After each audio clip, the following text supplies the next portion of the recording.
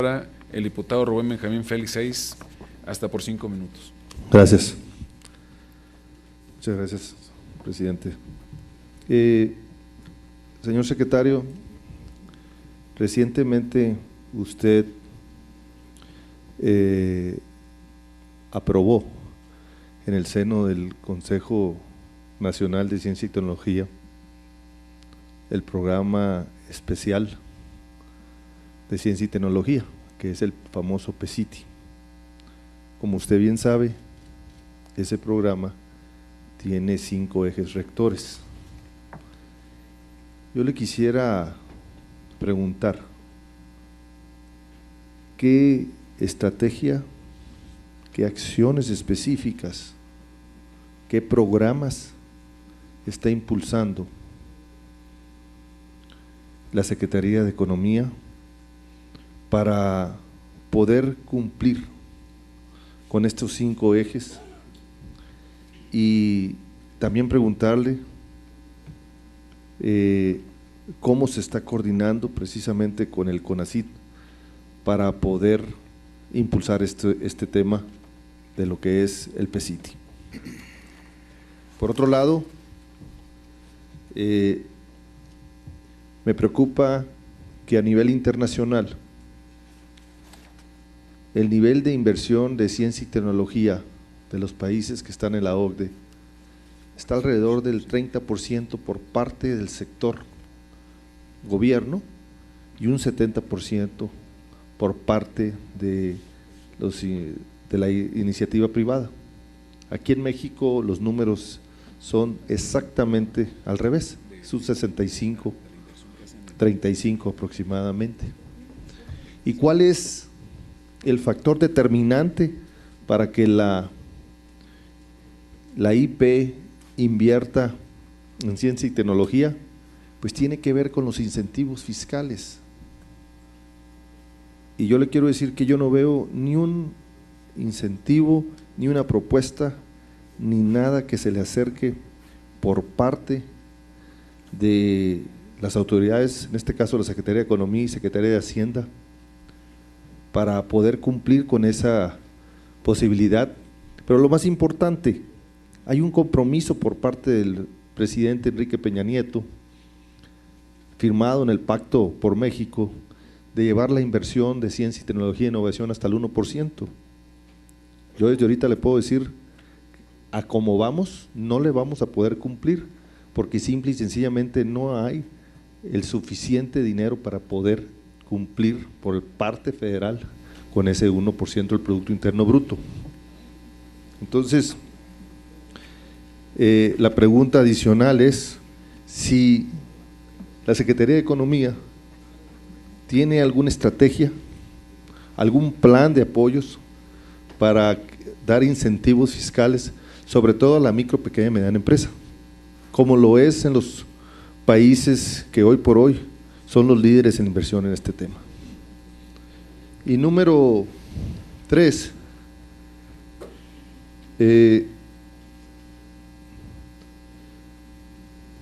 tiene que ver, no, yo creo que con eso está bien, para que le sigo cargando más. Con esto concluyo mi participación. Gracias. Gracias, diputado. Presidente, estamos listos, presidente.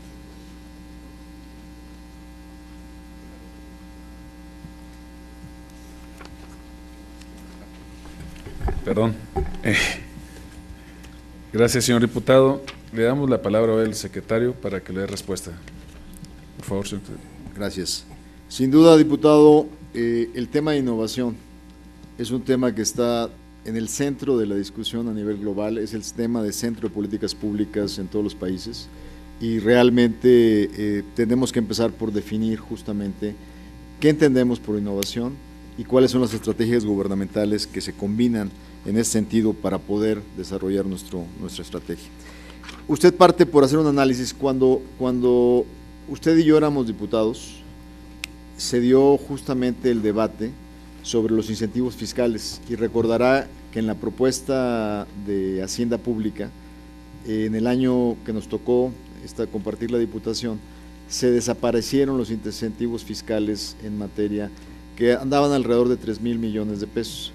La decisión que se tomó fue en función de que en lugar de encauzarlos por el lado de impuestos, los encaucemos por el lado de gasto.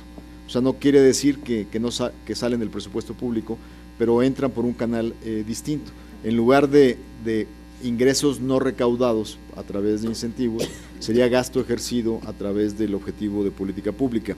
Si hiciéramos una suma de la participación que hace el sector gubernamental, rebasaría los 3,000, obviamente, en términos de lo que representaban los incentivos fiscales. La pregunta de fondo que nos tenemos que hacer es si el mecanismo a través del cual se incentiva la inversión privada se cumple con los programas de apoyo a través del gasto, así como se cumplían a través de la exención o de la subvención de impuestos, ¿no?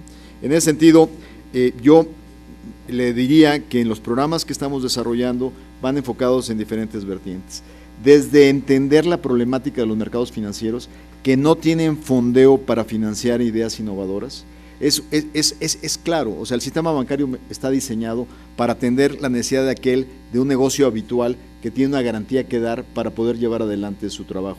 Mientras que si llega un muchacho con una idea revolucionaria que no tiene una casa que dejar de garantía, no hay quien le preste un 5. Acabamos de establecer en la Semana de Emprendedor un fondo con participación de más de 1,000 millones de pesos por parte del Fondo Emprendedor, conjuntamente con capital privado por 1,700, para financiar un conjunto de 26 fondos privados para potencializar 260 proyectos innovadores en el sector privado. Este es la primera vez que se hace un verdadero esfuerzo para entrar en la formación de mercados de capital de riesgo, que realmente estamos muy cortos en este país. Ya empiezan a darse en el sector privado algunas de estas estrategias que van a alimentar ese segmento de la población. Adicionalmente, decirle que en el Fondo de Innovación que compartimos con CONACYT, actualmente hemos beneficiado casi 800 proyectos con casi 800 millones de pesos en conjunto, que van orientados a una serie de sectores estratégicos que hacen de la innovación su competitividad hacia el futuro. Y trabajamos con la industria automotriz, con la industria aeroespacial, trabajamos inclusive proyectos de esta naturaleza con la industria textil y del vestido. O sea, estamos tratando de soportar a través de ellos el elemento innovación dentro de estos procesos.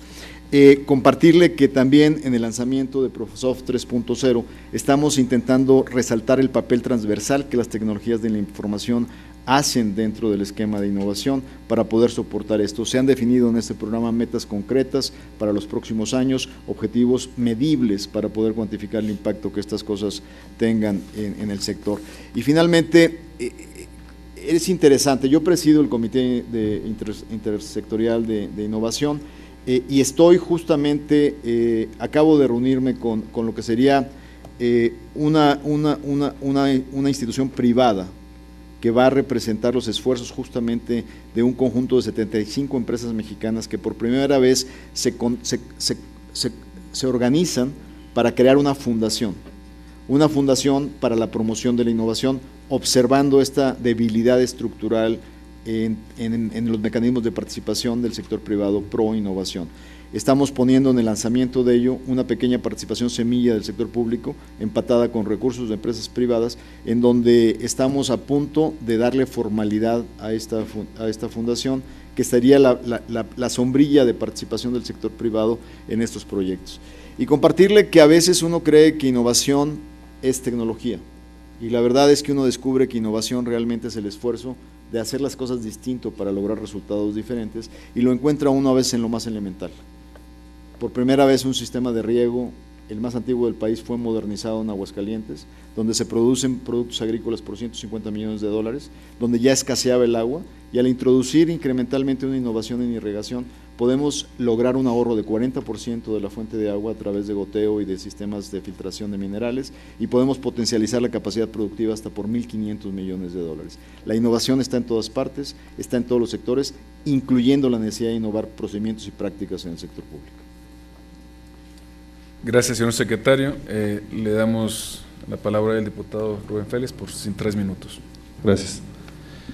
Señor secretario, le comparto que en esta Cámara y en la Comisión de Ciencia y Tecnología, que tengo el honor de presidir, estamos trabajando ya junto con el CONACYT, y próximamente les haremos una invitación a la Secretaría de Economía para impulsar un fondo muy similar al que tiene en Estados Unidos, que se llama el SBIC, que es el Small Business Innovative Company Fund, que tiene como objetivo precisamente el de impulsar a empresas con ideas pues que son innovadoras. Vaya, este fondo, para darle nomás un antecedente, fue el primer crédito que tuvo Google, lo tuvo a través de este fondo, y como esas hay muchas empresas que nacieron a través de este fondo y que hoy por hoy están en bolsa. Le comento esto porque va muy relacionado a lo que usted me comentaba ahorita, de lo que se está haciendo en la Secretaría de Economía, y creo que es una oportunidad para coordinarnos y sacar un fondo, una iniciativa que verdaderamente venga a aportarle a todo el tema de innovación y a todos los esfuerzos que viene haciendo el gobierno federal. A mí no me resta más que agradecerle su participación y decirle que nos ponemos a la orden en la Comisión de Ciencia y Tecnología. Gracias, señor diputado. Tiene ahora la palabra el diputado Adolfo Uribe, del Grupo Parlamentario del PT, hasta por 5 minutos. Muchas gracias, diputado presidente, ciudadano secretario, mucho gusto que esté aquí ante la Comisión de Economía. Me preocupa enormemente el que se piense que las reformas estructurales o las llamadas reformas estructurales que se han aprobado en el Congreso de la Unión generen crecimiento económico. Desde mi punto de vista, como economista, creo que se necesitaría una reforma que abarcara a toda la economía y no solamente a determinados sectores y determinados objetivos para que efectivamente se diera este crecimiento.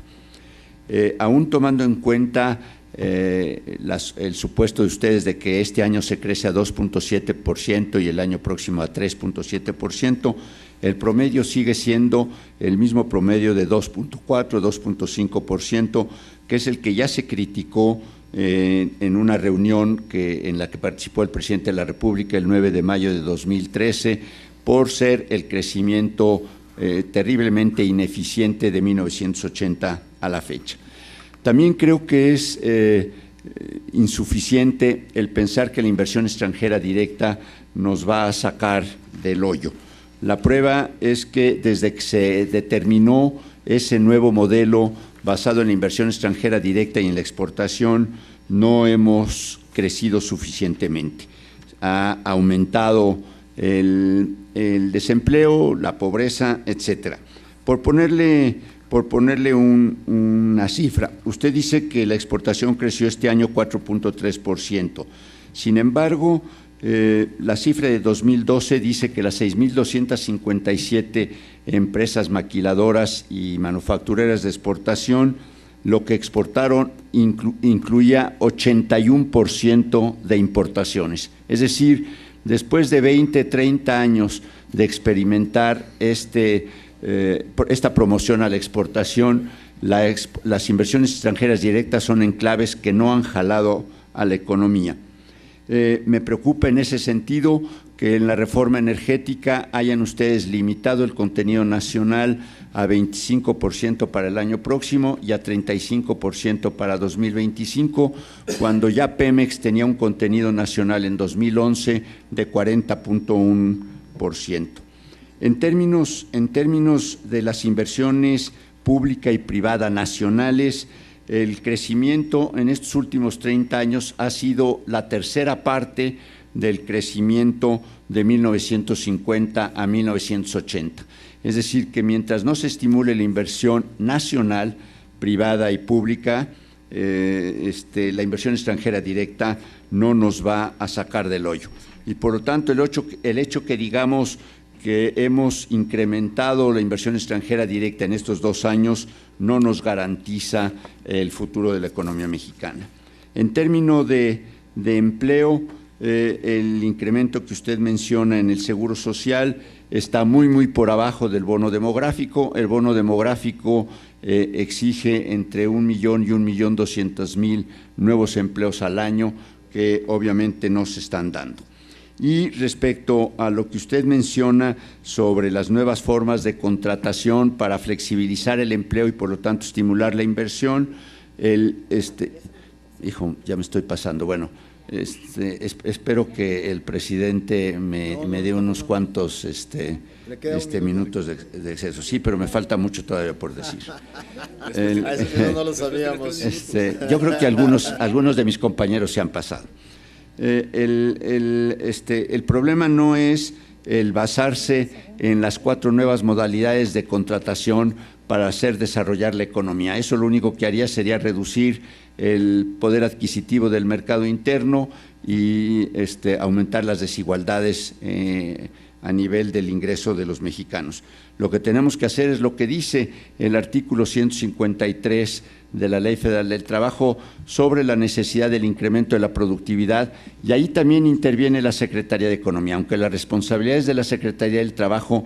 La Secretaría de Economía, ese artículo lo dice claramente, que debe intervenir para generar en todas las empresas de más de 50 trabajadores un comité de productividad paritario para incrementar la productividad. Ante esta realidad, quisiera hacerle las siguientes preguntas. En primer lugar, entiendo lo que usted dice sobre el equilibrio entre el beneficio del consumidor y el beneficio del productor, pero desde mi punto de vista, ¿han pensado ustedes más en el consumidor que en el productor? Y al final de cuentas, el consumidor depende del crecimiento de la producción. De otra manera, no le llegan los recursos porque no llegan del Espíritu Santo ni del cielo, y mucho menos de la inversión extranjera directa. Entonces, ¿por qué no pensar un poco más desde el punto de vista de la producción? Y en ese sentido, el incremento de la competitividad no solo depende de la reducción de costos, ni siquiera de la reducción de los otros insumos energéticos, etcétera, para efectivamente ser competitivos. La clave es el incremento de la productividad, y eso lo ha demostrado la historia de todos los países que han triunfado desde la Revolución Industrial hasta la fecha. Mi pregunta es, ¿por qué no pensar un poco más desde el punto de vista de la producción? Segunda pregunta, ¿por qué con la reforma energética se limitaron a 25% de contenido nacional para 2015 y 35% en 2025, cuando Pemex ya tenía en 2011 40.1%? ¿Por qué no exigirle usted me va a decir, porque efectivamente no existe capacidad productiva ahorita, pero bueno, yo le diría, ¿qué capacidad productiva tenía Finlandia cuando decidió hacer Nokia? Ninguna. Y sin embargo, efectivamente creó Nokia. ¿O qué capacidad productiva tenía Corea cuando decidió hacer en su época la mayor siderúrgica del mundo? Entonces, ¿por qué no pensar que en vez de analizar la posibilidad del contenido nacional en términos estáticos, ¿por qué no se piensa en términos dinámicos y decir, órale, vamos a crear esa capacidad de contenido nacional para que efectivamente para 2025 el contenido nacional para la industria energética no sea 35%, sino sea bastante más? Tercera pregunta, ¿por qué no pensar lo que usted llama el emparejamiento del terreno de las pymes con sus competidores, promoviendo cadenas de valor con las grandes empresas? Es decir, ¿por qué hemos de seguir con el modelo que quizás era correcto hace 30 años de quitarle impuestos a las importaciones de las maquiladoras y para promover la exportación, y no ahora al revés? ¿Por qué no estimulamos a que efectivamente esas 6.257 maquiladoras trasladen su proveeduría a territorio nacional o creen en territorio nacional a sus proveedores con las MIPYMES?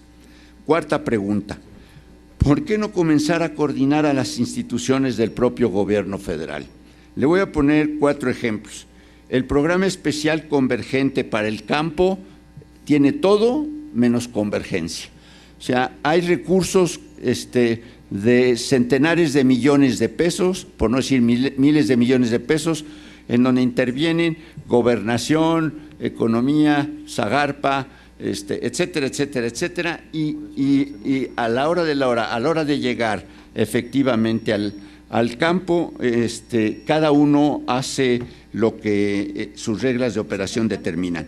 Y le voy a poner el ejemplo concreto de campaña contra el hambre.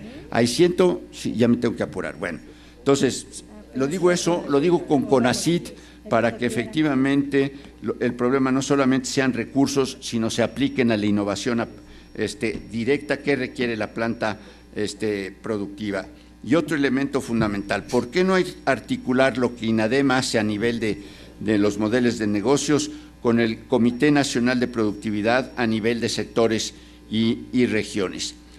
Y finalmente, ¿por qué no atender más el mercado interno olvidado desde los 80s?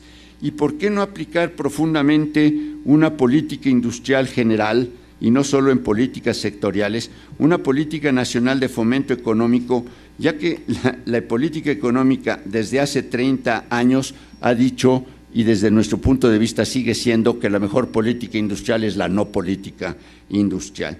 Y en ese sentido sí apreciamos la política contracíclica de esta administración, pero efectivamente no vemos de qué manera la Secretaría de Economía puede realmente tomar en sus manos una política industrial para el fomento de la economía nacional. Sí agradecemos la participación de la Secretaría de Economía en lo que parece que será la ley reglamentaria de los artículos 25 y 26 que nos va a llegar el 30 de septiembre.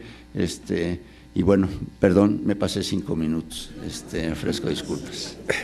Bueno, tiene el uso de la palabra el secretario por 5 minutos para darle respuestas. A ver si lo puede dar en 5, pero bueno. Se vale 10 minutos también como… Bueno, primero muchas gracias, diputado Uribe, por sus preguntas. La primera reflexión, consumidores versus productores. Yo creo que aquí hemos dado claras muestras de cuando es necesario restablecer el equilibrio en el terreno de juego, lo estamos haciendo. Y una de ellas, ya lo ejemplifiqué, lo hicimos en la industria del calzado, que se va a reproducir en la del textil y la del vestido, donde establecimos precios de verificación para evitar la subvaluación, donde establecimos avisos previos para la importación, donde establecimos un apoyo directo de la Subsecretaría de Industria y del INADEM para el modelo de innovación y compartición para las pymes en el sector, donde establecimos también con la industria del acero un esquema integral de protección contra competencia desleal y de integración de productos de las nuevas inversiones desarrolladas a las propias cadenas en la industria automotriz. En el caso específico, y eso me lleva a su punto 3 en las cadenas de pymes, déjeme decirle que efectivamente la última cifra que tenemos constatada por el INEGI en materia de valor agregado de exportaciones, en el 2006 teníamos 34%, pasamos al 39%, varía por rama productiva, desde las muy escasas, como es el caso de pantallas planas, donde muy poco, es el 5% de valor nacional, hasta la industria automotriz, donde ha sido impresionante el proceso de desarrollo desde que se creó el decreto automotriz hace casi 30 años, a lo que estamos logrando hoy desde el punto de vista de integración de valor. Hay empresas mexicanas que están diseñando los sistemas de escape para las principales marcas del mundo, con operaciones en China, con operaciones en Europa del Este, y se están diseñando desde Monterrey, por ejemplo. Estamos teniendo realmente un esquema diferencial y estamos trabajando con cada uno de los sectores para establecer justamente esas estrategias de integración de valor, que es parte del diseño de una política industrial. La política industrial en sí misma, que usted cita en su momento, una reflexión que se hizo hace muchos años, pasa por el tema del modelo país que hemos construido. Probablemente no desconozco su posicionamiento en cuanto a la política de apertura, pero lo que sí es claro es que en una nueva política industrial debemos estar conscientes de la integración de las cadenas globales de valor y de la competitividad que usted hace referencia sea la parte de inserción en esas cadenas globales de valor. O sea, hoy estamos viendo de la manera como estamos insertados en esas cadenas, las economías no están compitiendo bienes finales, están compitiendo en precisamente cuánto agregamos a esos procesos, y es exactamente en el esfuerzo donde estamos. Cuando yo le compartí al inicio de esta comparecencia que estamos trabajando con 26 sectores estratégicos, justamente para definir las políticas públicas necesarias de incrementar el valor agregado nacional que estamos estableciendo. Y ahí concretamente quisiera abundar en las responsabilidades que este legislativo le da a la Secretaría de Economía en materia de la reforma energética, donde sin duda partimos de un reconocimiento de valor integrado nacional. La información que yo tengo, diputado, y estoy dispuesto a aclararla con usted, es que la cifra que usted hace referencia del 40% era una cifra que estaba determinada en la ley de Pemex previa, en donde se establecía que si se pagaba en moneda nacional contabilizaba como valor nacional. Obviamente eso sobreestimaba de una manera impresionante el verdadero contenido nacional, y usted como buen economista sabe de que no existe un 40% dentro de las operaciones de Pemex de hoy. De hecho, en la responsabilidad que ustedes nos dieron, estamos trabajando con Pemex para llegar a la cifra real está por debajo, está en el 19%, y estamos tratando de llevarla. No tratando, es una obligación y un mandato de ustedes que de arranque empecemos en el 25%, y el proceso de acumulación del 35% puede ocurrir en el primer año, en el segundo, o sea, nos da un horizonte, pero no nos limita a tenerla que administrar a 1% por mes. Esas capacidades y esas posibilidades las debemos ir administrando en la manera más expedita posible y en la acumulación más certera. Se nos ha autorizado por parte de ustedes la creación de un fideicomiso, pasar del FISO a un fideicomiso de apoyo a la generación de cadenas de valor en el sector energía, y en el mismo sentido a la promoción de la inversión nacional. Tenemos que poder ver la transición de actividades tradicionales que probablemente hoy no tienen asociación con el sector, para ver de qué manera se vinculan al sector, sobre todo en áreas estratégicas donde los estados han hecho un gran trabajo de la definición de sus propios clústeres energéticos, donde ya lo arrancó Tamaulipas, lo arrancó Nuevo León, lo arrancó para la parte del gas, y sin duda los estados del Golfo tienen un potencial de poder incorporar estos esfuerzos en esas cadenas. La referencia que usted hace sobre no trabajar sobre las realidades, sino sobre las potencialidades, está usted en lo correcto. O sea, no debemos de autolimitarnos a cosas que podemos construir conjuntamente, en lo que podemos aspirar a integrar desde el punto de vista de capacidades y de talentos nacionales, y ahí sin duda estamos en la mejor disponibilidad.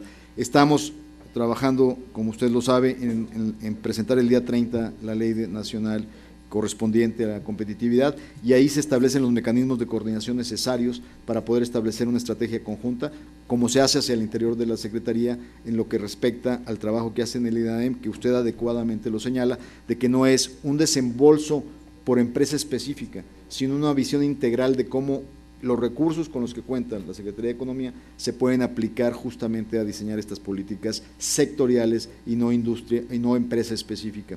Y en ese sentido, agradecerles que gracias a su intervención, el año pasado el fondo tuvo un incremento de un 22%, que lo ha fortalecido a llegar a los niveles que actualmente está.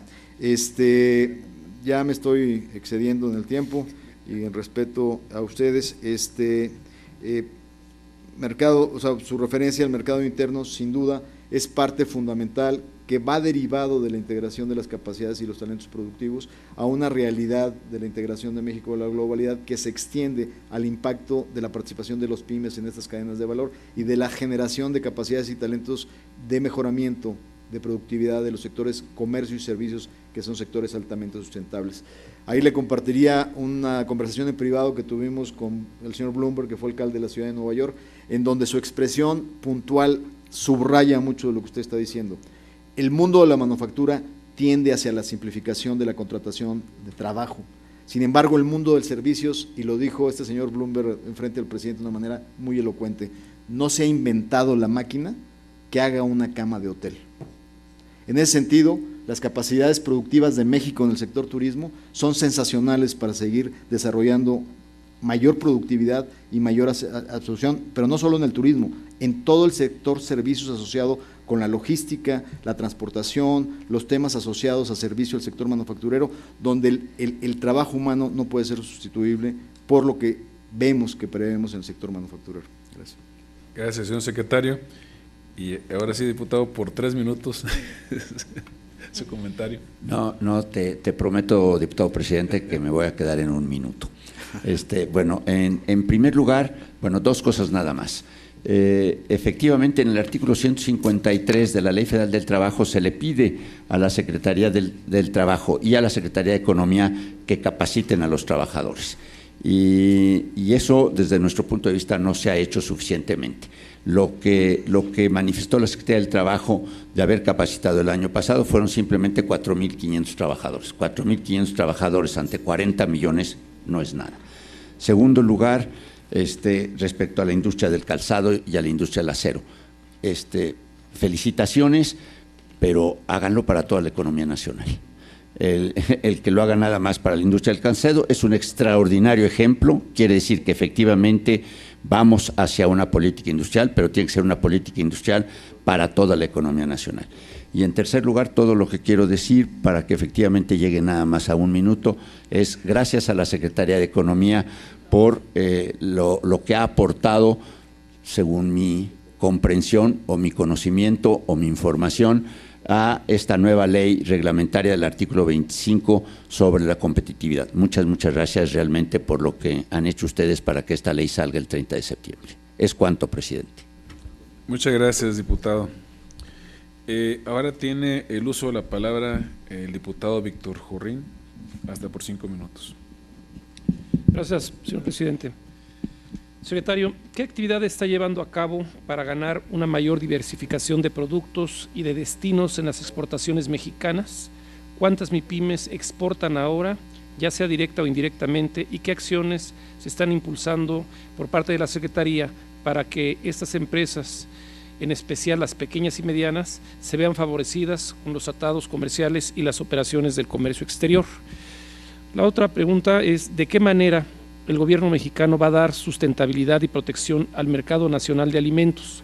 ¿Cuál es el tratamiento que se dará a los subsidios al campo en virtud de la creciente apertura comercial que se tiene? ¿Y cómo se va a contrarrestar la inflación en el sector agropecuario? Y por último, señor secretario, quiero insistirle en que su secretaría debe de llevar el liderazgo para orientar el camino a todas las demás secretarías que están en el sector productivo, porque por sí solas ellas no tienen la capacidad para saber hacia dónde caminar y por dónde debe de ir el trabajo en equipo. Y usted tiene la capacidad de poderlo hacer y ojalá lo tome en cuenta de que tome ese liderazgo. Muchas gracias, señor secretario.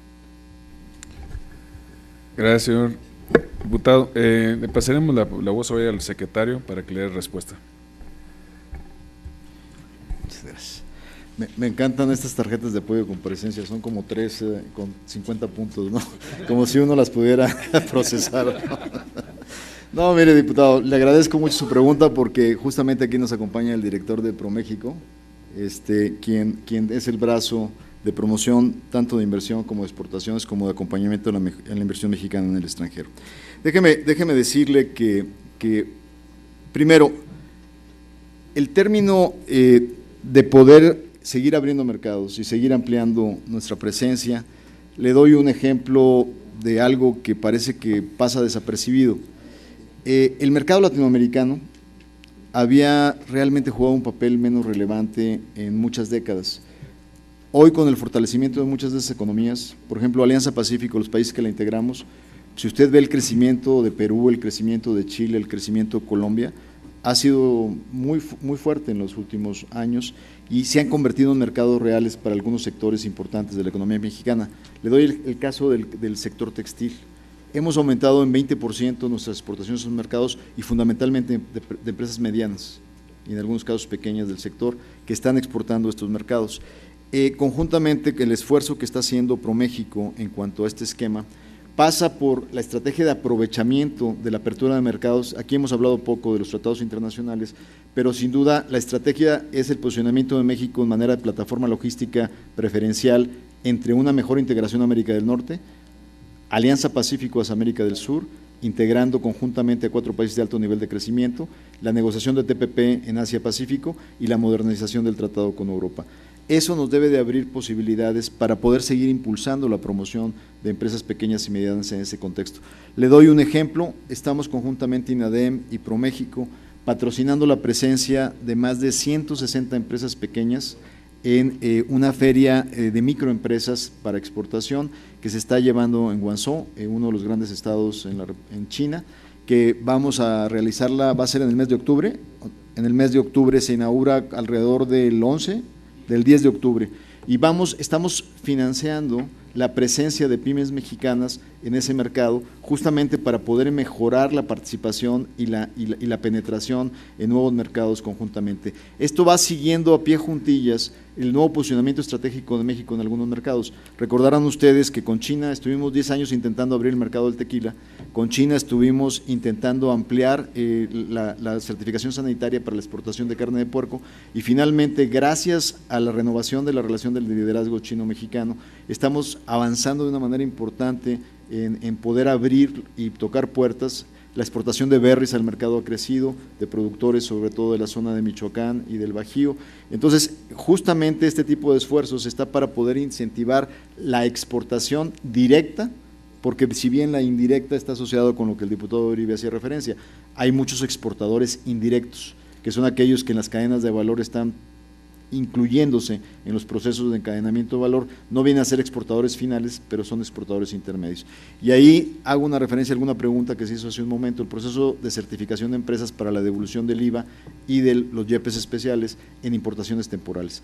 Llevamos un avance importante, tenemos casi el 60% de empresas ya registradas. Estamos expeditando el proceso, la fecha límite es lo que resta de este año para poder incorporar en la certificación de devolución, de reconocimiento, no devolución, reconocimiento inmediato de no pago de IVA y IEPs, en donde también estamos observando la cadena de valor, o sea que no solo sea el exportador final el que está dentro de la certificación, sino también sea la pequeña empresa que es proveedora de la empresa exportadora que esté incluida en esta situación, si no estaríamos dañando a la pequeña empresa dentro de las cadenas de valor en este sentido.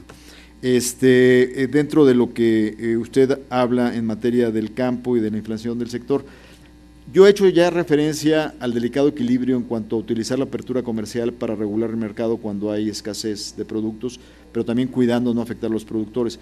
Pero hay una ley que ustedes aprobaron, que es la ley de competencia, donde le dan atribuciones especiales a la Secretaría de Economía para pedir investigaciones preferentes. No podemos llegar a la conclusión, porque eso es de un órgano autónomo, pero nosotros sí podemos pedirle a la COFECE que nos haga favor de entrar en el mercado agroalimentario de tal producto X o Y, porque creemos que puede haber problemas de comportamiento de mercado.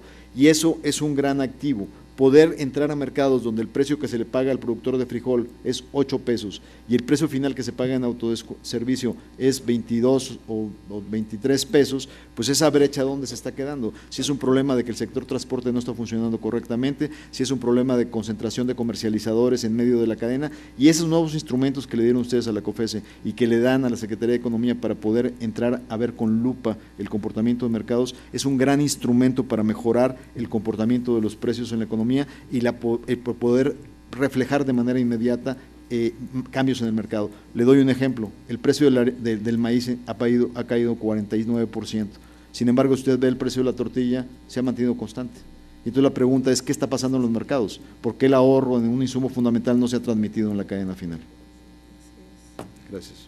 Gracias, secretario. Diputado Jorrín, sus comentarios por 3 minutos.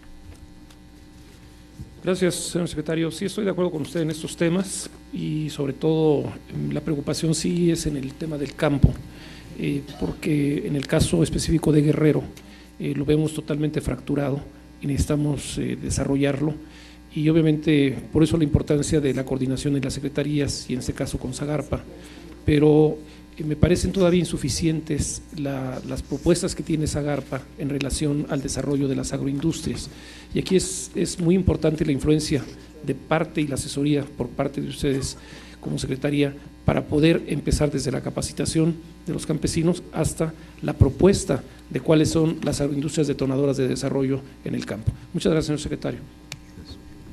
Gracias, diputado. Me toca hoy. Lilia. Sí. ¿Dónde está? Perfecto. Tiene el uso de la palabra la diputada Ana Lilia Garza, hasta por 5 minutos. Muchas gracias, diputado presidente.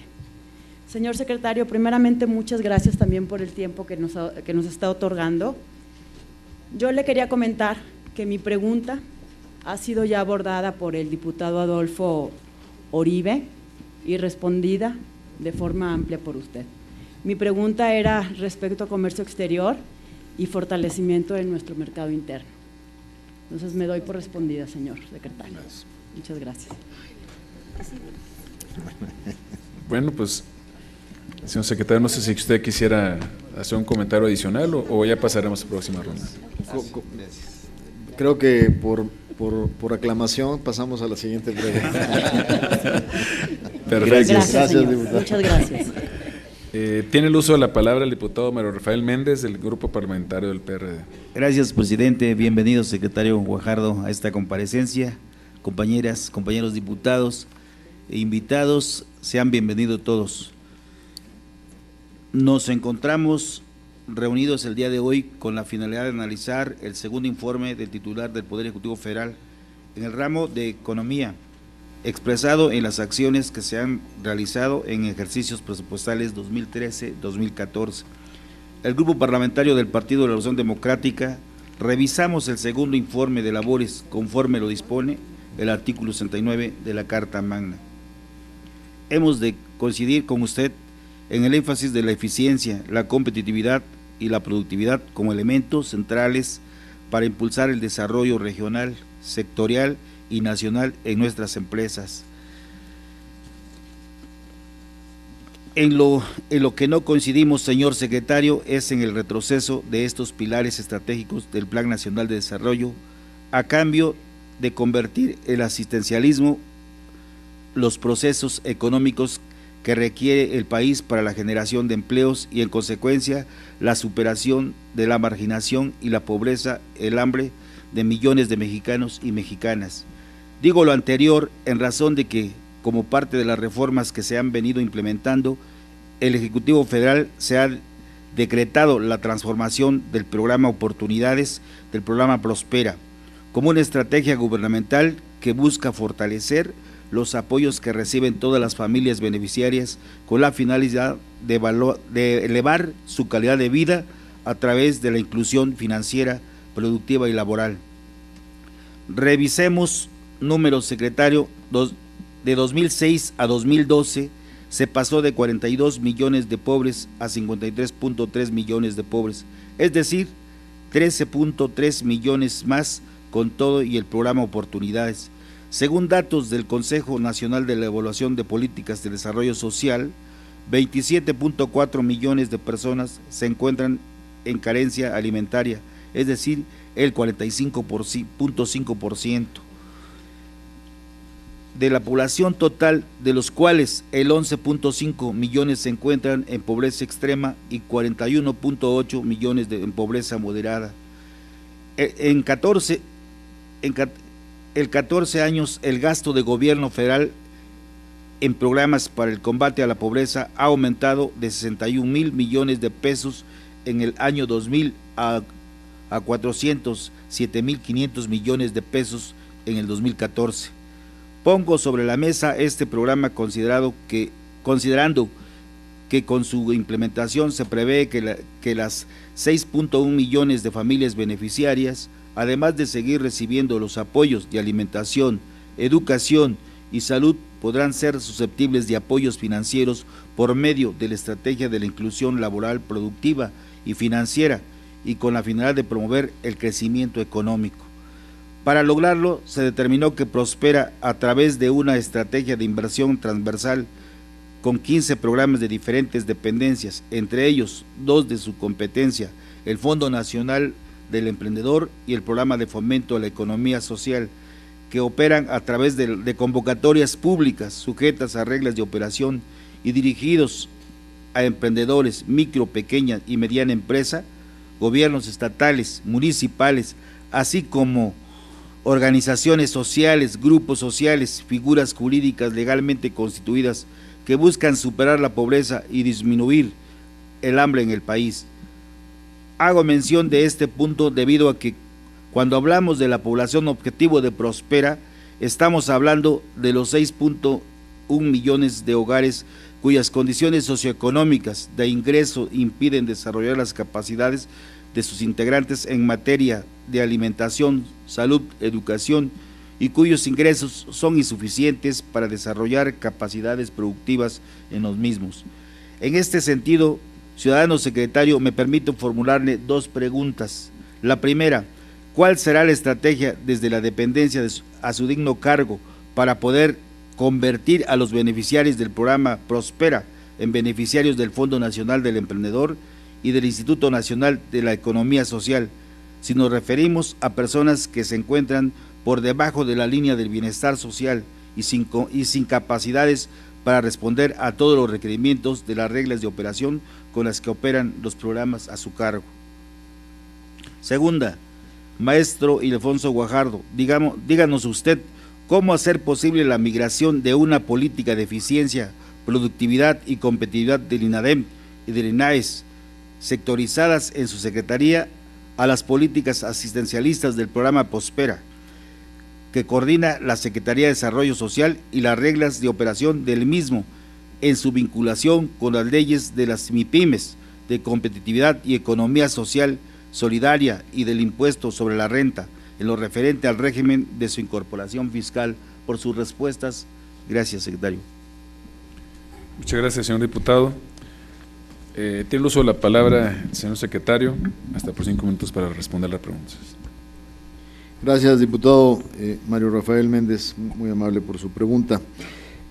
Sin duda su pregunta elabora sobre el centro fundamental de lo que es una política social que no recaiga exclusivamente en un carácter asistencialista. Yo creo que desde el origen de este programa, que pues prácticamente tiene más de 20 años y ha transitado de solidaridad, de oportunidades, ahora a Prospera, progresa, oportunidades y ahora Prospera. Yo creo que desde su conceptualización inicial es un entendimiento claro que el recurso más valioso que tiene un país es su gente, y que en la decisión clave que se toma simultáneamente de incorporarnos a un esquema de globalidad y de integración mundial, observábamos que las oportunidades que esto abre no pueden ser aprovechadas, no son aprovechadas lamentablemente bajo las mismas condiciones de todos los mexicanos. El acceso a la educación, el acceso a la salud, el acceso a una buena nutrición son elementos básicos para poder aspirar a estar beneficiándose de una nueva dinámica en la economía mexicana, que tiene que pasar por la preparación de esta población a poder integrarse a este esquema. Yo creo que la redefinición del programa en este momento pasa por esa óptica. El presidente de la República ha sido muy claro en sus declaraciones en cuanto a definir que cuando uno observa la dinámica histórica de la economía mexicana y cuál ha sido el comportamiento mismo de los niveles de pobreza, hay una correlación total, o sea, una similitud de comportamiento de estas tendencias, que cuando tenemos una severa crisis aumenta la pobreza. O sea, los que finalmente pagan los platos rotos de una economía mal administrada son los pobres, porque todos los demás actores de la economía tienen mecanismos para escudarse de los impactos de desajustes en el sector financiero y en los otros sectores de la economía. Entonces, ese entendimiento nos lleva claro a que nuestra principal preocupación es retomar las capacidades productivas de la economía mexicana, la generación de un crecimiento sostenible y no una variabilidad de paros y arranques de la economía mexicana que no favorecen justamente a un desarrollo sostenido de su población. Y en ese sentido, la redefinición que se puso sobre la mesa en materia del programa de Prospera pasa por el entendimiento de que si el Estado mexicano ha invertido tanto en tomar desde el prenatal a las madres embarazadas, observar la nutrición y salud de esos niños y de sus programas de vacunación, acompañarlos con apoyos a través de su primaria, de su secundaria, hasta llevarlos a preparatoria, y de repente el sistema lo suelta, y lo suelta sin observar la posibilidad de seguirle dando alternativas productivas en el sistema. En ese sentido, ese es justamente uno de los cambios fundamentales del programa, es decir, vayamos a atender con los demás programas intergubernamentales en forma coordinada lo que estos jóvenes, mujeres y hombres jóvenes necesitan para integrarse de una manera efectiva a la vida productiva del país. Y en ese sentido pasa por becas para educación superior, por programas de capacitación y entrenamiento, y pasa por la orientación de programas productivos para atender a esa población. De hecho, cuando ustedes analizan el programa de INAES y lo correlacionamos con el programa Prospera, veíamos que ya en 2014, sin este cambio, estábamos atendiendo al 19% de los jóvenes que participaban en el programa. La obligación que tenemos hoy es alinear el 30% de los recursos, justamente atender a estas 6 millones de familias, sobre todo a sus jóvenes que terminan graduados de preparatoria, para darle alternativas productivas. En el mismo sentido, en el INADEM tiene que entra a otro nivel, el básico es INAES, pero INADEM entra a invertirle a esquemas de capacitación, de detección de talentos emprendedores, para poder llegar a un apoyo directo de estos recursos con convocatorias especiales para los jóvenes que forman parte de este programa y seguirlos llevando por este esquema de orientación productiva. O sea, la idea es que estos programas tengan un cruce efectivo y un respaldo real de recursos para seguir apoyando este proceso. Y en ese sentido, yo creo que usted identifica perfectamente las vertientes de la transformación que hizo este programa que corresponde al área social del Gobierno de la República, donde dice su parte financiera, inclusión, su parte productiva y su parte laboral, porque se daban cosas irracionales, como por ejemplo, una madre de familia que le ofrecían un trabajo en una empresa de costurera, no podía sostener ese trabajo porque el programa le exigía en ese mes 6 presencias de media mañana en los temas de capacitación del mismo programa. Entonces no había empleador que le aguantara 6 ausencias. Entonces ya se alinearon los incentivos para que no sea un desincentivo de participación en las actividades productivas y que tampoco implique una desatención a la formación familiar, incluyendo también el nuevo esquema de apoyo financiero, sobre todo en el sector rural, para mujeres campesinas, que viene alineado por los esfuerzos de la Secretaría. La idea es que todas las agencias gubernamentales puedan delinear sus programas productivos para poder fortalecer el siguiente paso de lo que fue un apoyo a través de un periodo de vida importante en los 6 millones de integrantes de este programa. Gracias, señor secretario. Diputado Mario Rafael, 3 minutos. Gracias, presidente. Gracias a sus comentarios. Gracias, secretario, por su respuesta. Admiro su disciplina con respecto a la decisión presidencial de reducir el 30% de su presupuesto del INAES a una estrategia eminentemente asistencialista y que es contraria a la que usted, de manera adecuada, siempre nos han planteado en el sentido de combatir las desigualdades por medio de la generación de más riqueza bien distribuida entre la gente que menos tiene. Hemos escuchado de usted su convicción con los pilares de la eficiencia, la productividad, la competitividad como palancas de mejores condiciones de vida para todos y todos los mexicanos. Hoy veo un secretario de Estado frente a una visión que con seguridad no comparte, ya que el 30% de su presupuesto representa, en el caso de INADEM, tomando en cuenta el proyecto de presupuesto de egresos de la Federación para el ejercicio fiscal 2015, alrededor de 2.859.271.679 pesos, y del INAES aproximadamente 627.863.685 pesos, lo que da una suma de 3.557.135.354 pesos, lo que representa el 5% del presupuesto total de Prospera, que asciende a 75.000 millones de pesos. Ciudadano secretario, comparto con usted su desacuerdo con la reducción que me he permitido traerle a colación en esta comparecencia. Esta representará menor generación de empleos, como consecuencia la falta de apoyos a las MIPYMES, que generan alrededor del 76% de los empleos de este país.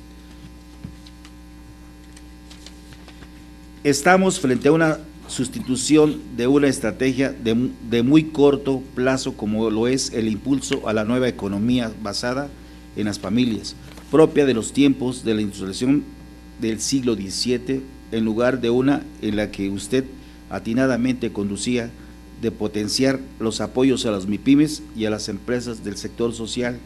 Finalmente, y para abonar el optimismo a favor de Prospera, ya que no contará con los controles de las reglas de operación de INAES y de INADEM, quiero preguntarle qué ha pasado con la denuncia ciudadana anónima de solicitantes de apoyos del programa de fomento en la economía social ocurridos en la delegación del Estado de Jalisco, con respecto a la aprobación de proyectos con certificados parcelarios presuntamente falsos que le fueron entregados a usted en oficio de fecha 25 de agosto de los corrientes. Permítame entregar a usted copias de esta documentación de dicha denuncia con la seguridad de que usted hará las investigaciones necesarias para restaurar la confianza de los ciudadanos y en el gobierno de la República en esto. ¿Es cuanto, señor secretario? Muchas gracias, señor diputado. Y le hago llegar la documentación. Gracias, diputado. Ahora tiene el uso de la palabra la diputada Beatriz Eugenia Yamamoto, hasta por 5 minutos. Gracias. Con su permiso, señor presidente. Doctor Ildefonso Guajardo, secretario de Economía, sea usted y su equipo muy bienvenidos a esta Comisión de Economía de la Honorable Cámara de Diputados. Compañeras y compañeros legisladores, buenas tardes a todos. Tenemos claro que uno de los factores principales para detonar el desarrollo y crecimiento de las MIPYMES es el acceso al financiamiento, según lo que se establece en el segundo informe de gobierno. El INADEM, de manera conjunta con la Banca de Desarrollo, facilitó el acceso al financiamiento y capital a emprendedores y a micro, pequeñas y medianas empresas a través del Sistema Nacional de Garantías, y se puntualiza que de enero de 2013 a julio de 2014, ese sistema proporcionó el acceso al financiamiento a 141.636 MIPYMES y se destinaron solo 3.991 millones para el otorgamiento de créditos. Es en este punto en el que la Secretaría de Economía a su cargo debe de promover este sector para que se otorguen mayores apoyos. Y aquí va la pregunta: ¿por qué no existe una financiera exclusiva para el sector de las MIPYMES como en el sector de agricultura? Este sector realmente requiere del financiamiento. NAFI no es para las MIPYMES, es para las grandes empresas. Hasta ahí ese tema. Señor secretario, entre los subíndices del Índice de Competitividad Global del Foro Económico Mundial 2014-2015, en el apartado que señala la accesibilidad a los servicios financieros y la facilidad para obtener préstamos, nos ubicamos en los lugares 106 y 107 respectivamente de los 144 existentes, por lo que resulta realmente importante saber la causa por la cual nos ubicamos en estas posiciones. Consideramos inadmisible esta situación porque en el mismo índice de competitividad, pero en el año 2013-2014, en estos subíndices nos ubicábamos en los lugares 85 y 94 respectivamente, y peor aún, en el índice de competitividad de 2012-2013 ocupábamos las posiciones 66 y 85 respectivamente, es decir, 40 y 22 posiciones por arriba de las actuales. ¿Qué es lo que ha pasado en estos 2 años? ¿Qué efecto o impacto ha tenido la reforma financiera al respecto? ¿Y qué medidas ha tenido la Secretaría a su cargo para revertir estas tendencias? En otro tema, es de importancia y de interés para todos nosotros que lo establecido en las reglas de operación para el Fondo Nacional del Emprendedor, en donde se mandata la evaluación interna y externa del programa.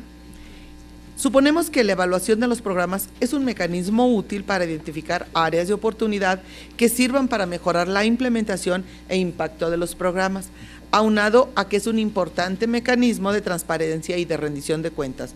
Al respecto, es mi pregunta, señor secretario, ¿por qué no se han realizado evaluaciones del Foro Nacional del Emprendedor? ¿Existe alguna razón para no llevarla a cabo dentro de este programa?